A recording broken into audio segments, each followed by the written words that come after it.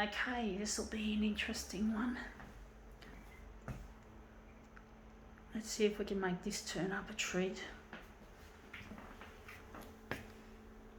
Something very interesting, but I don't agree with it. But it's food for thought, perhaps, if one knows how to filter what is right from wrong. Going to make it 400 for this.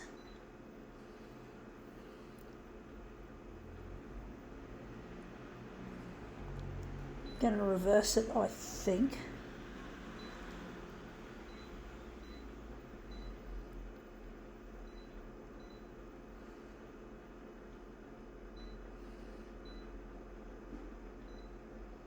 I'm going to make it purple.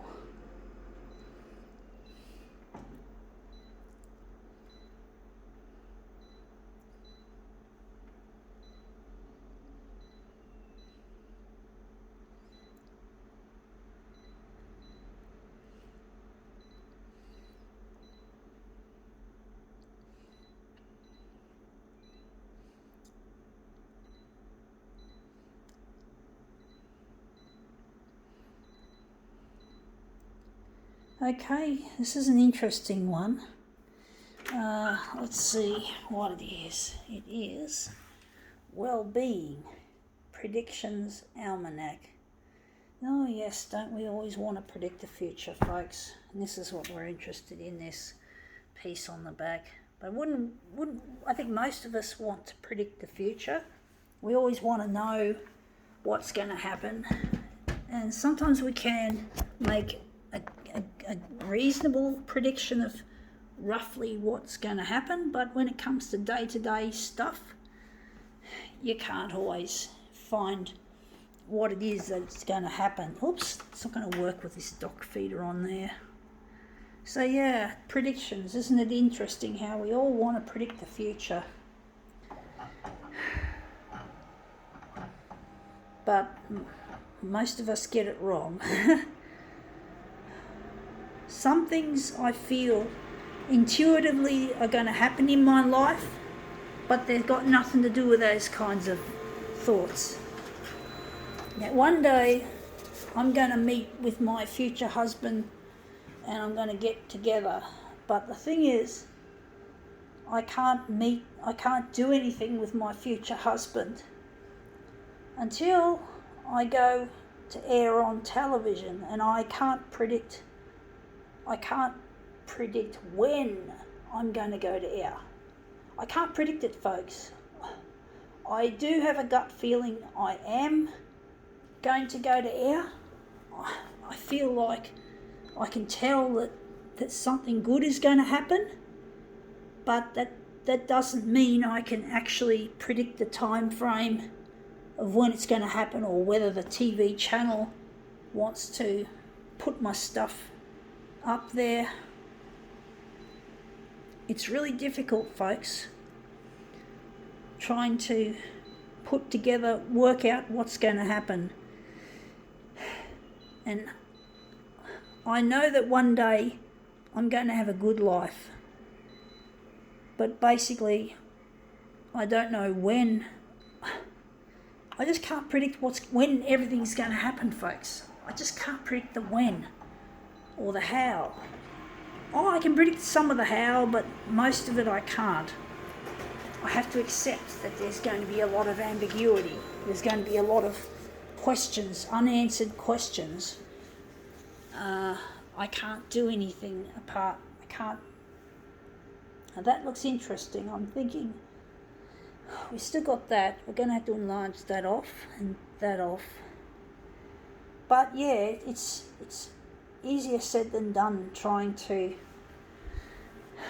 predict what's actually going to happen and when.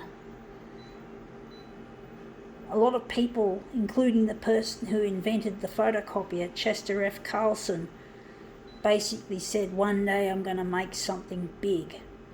And what do we have that's big from Chester Carlson? We have copier systems. We have company Xerox. He made the company Xerox. So he basically predicted he was going to, long before he invented or even thought about inventing something specific, he said he was going to make something big. And he fucking founded Xerox, for crying out loud. Fuck, Chester Carlson predicted his fucking future without knowing what or when or how. It did, and it took decades before it happened, before it finally came to fruition, before Xerox was manufacturing 914 photocopiers, which is the brand name. The model is the 914, the first fully automatic toner-based photocopier.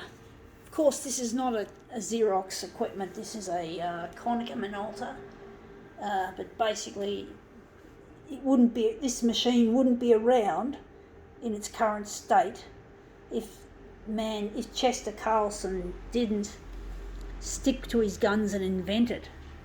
So yeah, my goal one day will be to build copiers that are again revolutionary.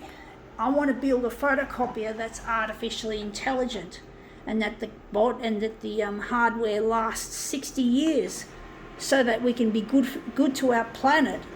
And we're going to make these equipments out of recycled materials, and basically we're going to take the recycled materials from places like India and China, where heaps of e-waste is dumped. So we've got a lot of things we want to do, you know, and we want the equipment to be manufactured here in Australia, on Australian soil, by Australian workers, and the workers are going to be treated with respect. There's not going to be any made in China or made in Vietnam. We're going to make this thing up down under, as I said, and we're going to pay the workers a little bit more than what they're actually worth. No slave labour. It's going to be a great place to work. And the money I earn as a CEO, most of it will go towards humanitarian and scientific endeavours. And I intend on also becoming a scientist as well as a CEO, and spend that money on the science of finding solutions to problems like climate change and how to safely neutralise and dispose of nuclear waste, like in Chernobyl and Fukushima, and even down here on our shores. So we've got to find solutions to problems, and these are some of the things I'm predicting about my own life. And let's see how much of it but it's going to take a while before we find out how much of this stuff that I mention is actually going to come true. And I don't know the time frame. I've got no idea. I don't even know when I'm going to go to air on television to find where my future husband Luigi has gotten to. So I can't predict that. It's only the long-term shit that I feel confident that I can predict. And yeah, so you gotta believe in something, folks. Gotta believe in something. Folks, you gotta believe in something. Anyway, that looks really quite nice. I do wonder if if we can do a switcheroo. I think we can do a switcheroo of this. But yeah, so people can make pretty rough predictions of things, including the man who invented the photocopier, Chester F. Carlson, or the toner-based photocopier, the machine that uses dry powdered ink instead of wet. It's not wet, it's actually dry. It's not like inkjet, it's totally different to inkjet. Inkjet's shit anyway. Let's see how we go with this.